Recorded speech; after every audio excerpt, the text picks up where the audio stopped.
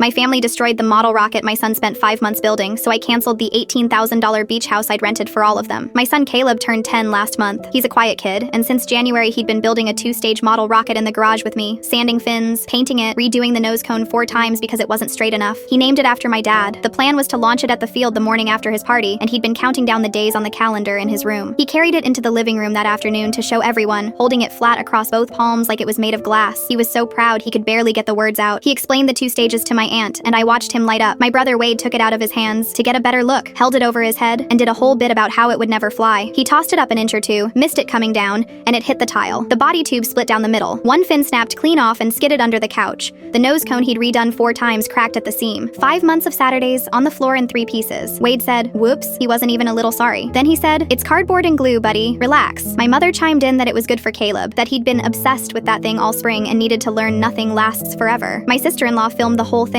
laughing, saying she was posting it. My father stood up with his beer and announced to the room that this was exactly the problem with how I was raising him, that a boy needs a firmer hand than his mother gives him, that I coddle him and let him waste half a year on a toy instead of playing a real sport like a normal kid, and then people clapped. My Uncle Rick actually said "Amen" from the couch. My cousin nodded along like my dad had said something wise. Caleb stood in the middle of all of it holding the 2 biggest pieces, trying so hard not to cry in front of everyone. He kept swallowing and staring at the floor. Then he did the thing that gutted me. He whispered, "It's okay," to Wade. He apologized to the man who'd broken it because he thought he was the one making things awkward. Everyone waited to see what I'd do. Same as always, I'd smooth it over, say accidents happen, clean up their mess. I didn't say a word. I took out my phone. First, I opened the rental app and canceled the oceanfront house I'd booked for the whole family for the first week of July. 6 bedrooms, private pool, $18,000, paid in full 4 months earlier. It was supposed to be a surprise for my parents' 40th anniversary. Gone in one tap. Then I logged into the bank and removed myself as co-signer on Wade's truck loan. He'd never have qualified a loan. That's the truck he drove to my house that day. Last, I froze the account I'd been quietly putting $600 a month into for my parents' property taxes. 3 years, and nobody ever mentioned it out loud. Then I picked up the pieces off the floor, took my son's hand, and we left our own party while they were still laughing behind us. My phone started going within 20 minutes. My mother. The rental company just emailed that our reservation was canceled. Is this some kind of mistake? By the next morning, I had 41 texts and a dozen missed calls. Wade, you're seriously blowing up the whole family vacation over a toy? Grow up. My father. Fix this today or don't bother calling yourself my daughter. My mother. Honey, please, everyone's already requested the time off.